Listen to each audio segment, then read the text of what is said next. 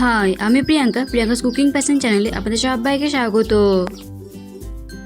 আজ আমি খুব সহজেই এবং বাড়িতে থাকা সামান্য কিছু উপকরণ দিয়ে সুজির বরফি বানিয়ে দেখাবো। তাহলে দেখে নিন এই সুজির বরফি আমি কিভাবে বানিয়ে থাকি।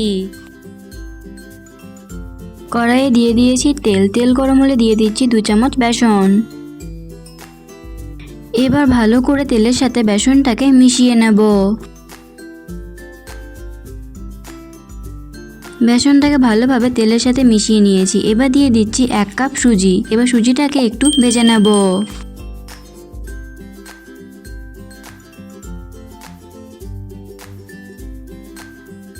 2-3 মিনিট সময় ধরে সুজিটা একটু ভেজে নিয়েছি।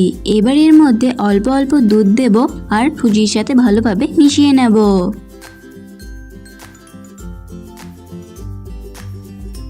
আবারও অল্প দুধ দিয়ে দিলাম। আমি এখানে মোট 1/2 কাপ দুধ ব্যবহার করলাম। আবারও সব কিছু ভালোভাবে মিশিয়ে নেব। আপনি যদি চ্যানেলে নতুন হয়ে থাকেন তাহলে ভিডিওটি দেখতে দেখতেই আমার চ্যানেলটি সাবস্ক্রাইব করুন এবং পাশে থাকা বেল আইকনটি অন করে দিন আর নতুন নতুন ভিডিওর আপডেট পাওয়ার জন্য।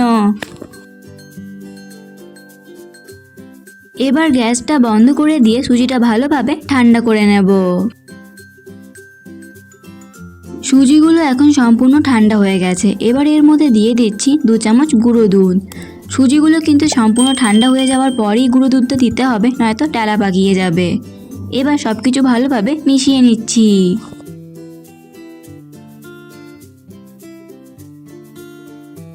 সব কিছু ভালোভাবে মিশিয়ে নিয়েছি। এবার সুজিগুলো একটা প্লেটে ঢেলে নেব।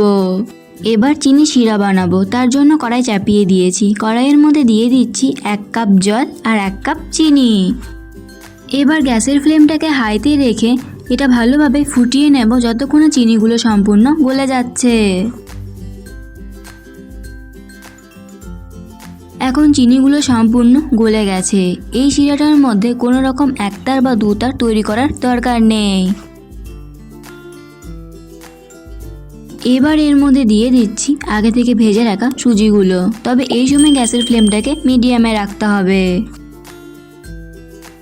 এবার সবকিছু ভালোভাবে মিশিয়ে নেব। কিছুক্ষণ নেড়ে চেড়ে মিশিয়ে নিলে দেখতে পাবেন সুজিগুলো ভালোভাবে শিরার সাথে মিশে গেছে।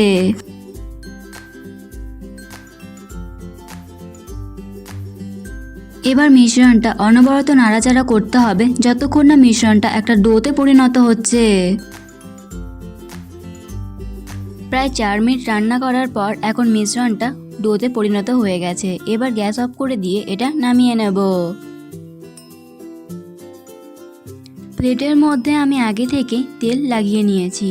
এবার এর মধ্যে মিশ্রণটা দিয়ে দিচ্ছি। এবার চামচের সাহায্যে মিশ্রণটা চারিধারে সমানভাবে ছড়িয়ে দিচ্ছি।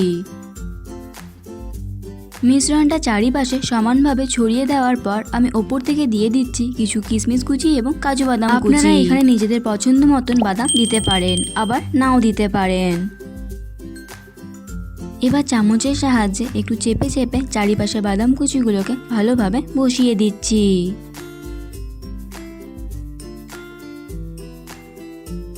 এবার এটা আমি 10 মিনিটের জন্য সাইডে রেখে দেবো সবকিছু ভালোভাবে সেট হওয়ার জন্য। এবার আমি মিষ্টিগুলো কেটে নিচ্ছি। আপনারা নিজেদের ইচ্ছা মতো শেপে মিষ্টিগুলো কেটে নেবেন। আমি আমার ইচ্ছা মতো শেপে মিষ্টিগুলো কেটে নিচ্ছি। খুব সহজেই তৈরি হয়ে গেল সুজির মিষ্টি বা বরফি। এই রেসিপিটি আপনাদের কেমন লাগলো অবশ্যই কমেন্ট করে জানাবেন। ভালো লেগে থাকলে লাইক এবং শেয়ার করবেন। আজ এই পর্যন্তই।